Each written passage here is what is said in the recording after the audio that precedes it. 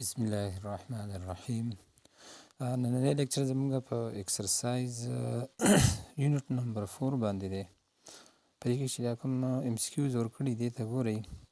Conventionally anti clockwise torque is taken as conventionally وایي موږ anti clockwise torque څنګه اخلو؟ پازیټیو اخلو، نیګیټیو اخلو، پیرالل اخلو که زیرو اخلو. دا په هغه لیکچر کې موږ ویلو چې انټي کلاکوایز ټارک به موږ همیشه څارو، دا به کنوینشنلی پازیټیو کنسیډر کوو.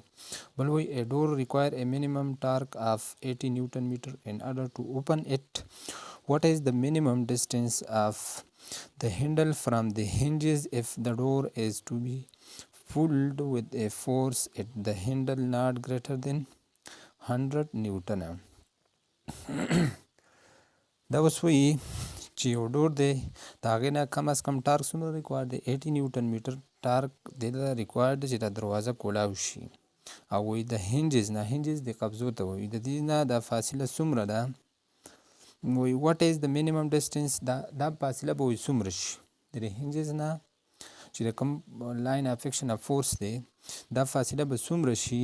وایي که چېرته دا فورس د 100 نیوټن نه سوا نشي، مطلب فورس مونږ 100 نیوټن والو، ټارک مونږ 80 نیوټن میټر والو، وایي دا مومنټ آم به زموږ سره څومره شي؟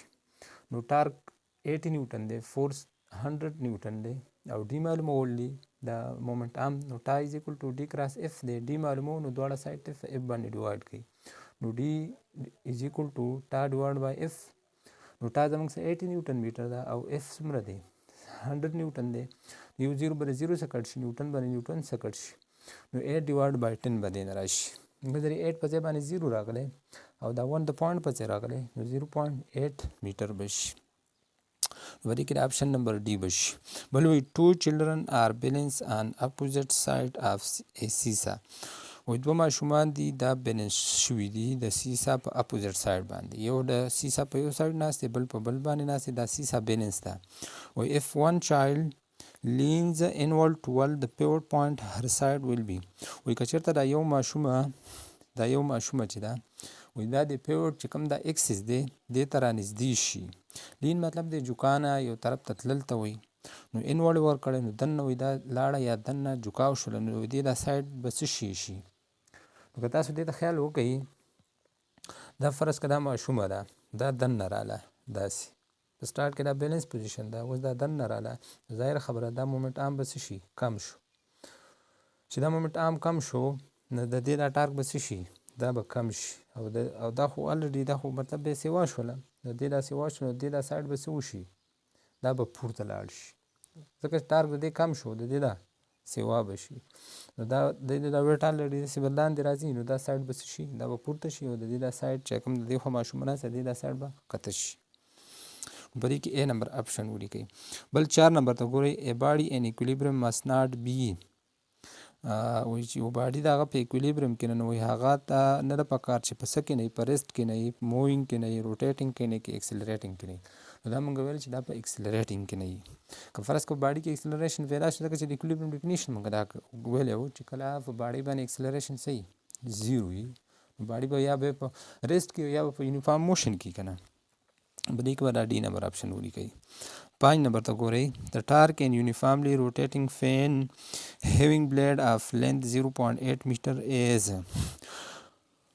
وایي د یو فین دی پنکه ده، د هغې دا لینت څومره دی د کوم پری چې د بلیډ چې دی د دې دا لینت 0.5 میټر دی او وایي دا یونیفارملی روټیټ کیږي. نو په دې کې به وایي ټارک څومره پیدا شي؟ په دې کې به ټارک زموږ څومره پیدا کېږي؟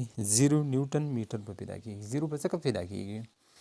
که تاسو خیال وکړئ د اپشن کې موږ دلته راکړی دی په دې سټیټمنټ کې چې یونیفارملی روټیټینګ، دا موږ د ایکولیبریم ټایپس کې ویلي مو چې کله باډي یونیفارملی موشن کوي نو یا خو به دا ډاینامیک روټیشنل ایکولیبریم یا به ډاینامیک ټرانسلیټري ایکولیبریم وي. په هغه ټایپ کې موږ ویلو که کله دا یونیفارم موشن کوي نو ظاهره خبره ده بیا به څه وي؟ بیا به په ایکولیبریم کې. او که میتھمیټیکل فارم تاسو ګورئ چې کوم دا پکه ده دا هم ګیر چاپېره داسې تاویږي، چې ګیر چاپېره یو چیز تاویږي نو ظاهره خبره ده موږ هغه کې ویل چې په هغه باندې به سنټریپیټل فورس عمل کوي که نه، نو سنټریپیټل فورس ان سایډ عمل کوي. صحیح شوله. او مومنټ ام خو مونږه لاین اف اکشن اف فورس او د پیوټ پوینټ پر ایمیج کې دا پرپنډیکولر ډسټنس چالو کنه. نو دا فکم داسې ګر چاپیره تاویږي. سنټریپیټل فورس هم انسایډ دی دننه دی او دا مومنټ ام هم څه دی دا مونږه د لاین اف اکشن اف فورس نه اخلو دا هم دننه دی. دواړه څه دي پیرلل دي. چې کله پیرلل دي نو دې په منځ کې تیټا مونږه سالو زیرو اخلو او ساین زیرو د څه برابر دی زیرو برابر دی. نو بیا هم لحاظه ټارک به زموږ سره سره شي زیرو به راشي. بل که تاسو په دغه باندې ایکسپلین کوئ په فریکشنل فورس لکه چې دواړه انټي کلاک وایز او ټارک وایز ټارک برابر وي نو کله چې دا فقط داسې تاویږي که نه نو ایر هم په دې باندې رزسټیو فورس اپلای کوي. فریکشنل فورس هم موجود دی. دا دواړه بینس کې چې کوم د دې فین دا کوم پرې کې چې دا کوم موټر لګېدلی په دې فین کې دا هم یو سایډ ته تاویږي. دې ته د ایر چې کوم رزسټیو فورس دی فریکشنل فورس دی دا به بینس کې دا بل ټارک نو کلاک وایز ټارک بر انټي کلاک وایز ټارک برابر شي. لہذا بیا به دا باډي پسې شي په ډاینامیک روټیشنل ایکویلیبریم کې به شي. نو بیا هم په دې کې ټارک سره راغی زیرو به راشي. د چې نمبر ته ګورئ A force of 100 Newton is applied perpendicularly at distance at 0.5 meter to turn nut of wheel of a bus. The torque acting on the nut is اوس فورس موږ له 100 نیوټن نه کړی وایي دا پرپنډیکولر اپلای کېږي په څومره فاصله باندې په 0.5 باندې چې کله د یو بس د ټیر دا کم نټ دی دا کولاوي وایي د ټارک ایکټینګ آن نټ ایز پرې نټ باندې به څومره ټارک پیدا شي. ښه نو فورس تاسو خیال وکړئ 100 نیوټن دی ډي 0.5 دی ټارک معلوموي نو ټا زموږ سره ډي کراس اف دی نو ټا په خپل ځای ولګوئ ډي په ځای 0.5 او د اف په ځای باندې ولګوئ 100 نو 10 پوره 5 پر سپره او 10 پنجی 50.1 صفحه ده نو 50.0 نیوټن میټر براشي. په دې کې د آپشن نمبر بی به ولګوئ. 7 نمبر د خیال وکړئ د شارټست ډسټنس بټوین ټو کپل فورسز از د دوو کپل فورسز په منځ کې دا کوم شارټست ډسټنس چې دا ته موږ کپل عام وو که نه په دې کې د آپشن نمبر بی ولګوئ. 8 نمبر ته خیال وکړئ a girl pushes to open a door perpendicularly with a force of 25 Newton at 0.6 meter from the hinge. The torque is یوه جینۍ ده هغه چې کومه دی دروازه کولاوي فدې باندې دا فورس اپلای کوي 25 نیوټن او چې دا کوم مومنټ عام دی دا 0.6 میټر دی وایي په دې کې به څومره ټارک پیدا شي. نو اف 25 نیوټن دی ډي 0.6 میټر دی او ټا معلومول نو ټا از ایکول ټو ډي کراس اف. ښه نو ډي په ځای 0.6 ولګوئ او د اف په ځای باندې 25 ولګوئ او دې دواړو چې ضرب ورکوي دا به تاسو له څه درکړي 15.0 نیوټن میټر به شي.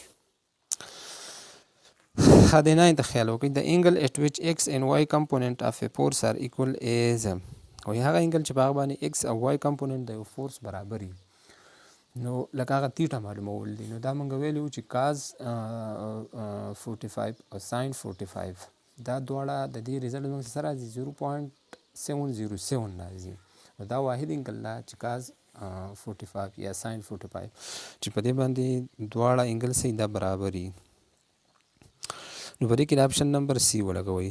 ښه د 10 نمبر ته ګورئ CM is different from CG when we have no uniform وایي سنټر آف ماس او سنټر آف ګریویټي به د یو بل نه مختلف وي دا به نه یونیفارم وي مطلب په باډي کې به سنټرل آف ماس به یو پوینټ وي او سنټر آف ګریویټي به بل پوینټ وي خو چې کله ګریویټیشنل فورس موږ سره صحیح دا ډفرنټ وي که په یو سایډ باندې یو ګریویټي په بل سایډ باندې بدل ګریویټي نو بیا به زموږ سره سنټر آف ماس او سنټر آف ګریویټي به صحیح دا به ډفرنټ وي.